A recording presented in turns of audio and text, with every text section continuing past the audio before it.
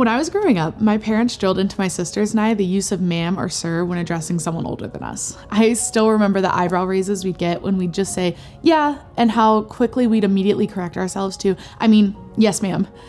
The whole idea of ma'am and sir was to communicate respect to the person that we were addressing, an acknowledgement of their maturity and their wisdom. It's very similar to what Pastor Jim talked about in the message this past weekend, which focused on building personal relationships.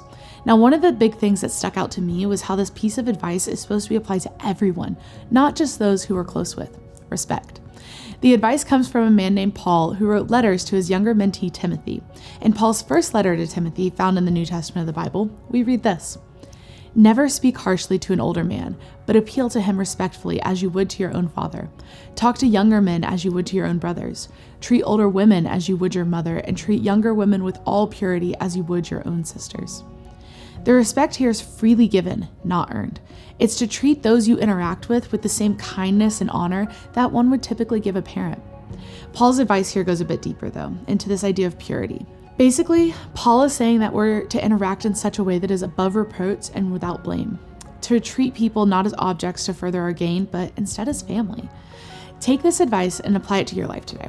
Look at that young girl as being young enough to be your daughter, and then treat her like you would your daughter or would want your daughter to be treated. Look at that woman who's old enough to be your mother, and then treat her like your mother or how you would want your mother treated. Look at that peer who's your age and consider him like a brother, and then treat him like your brother or how you'd want your brother to be treated.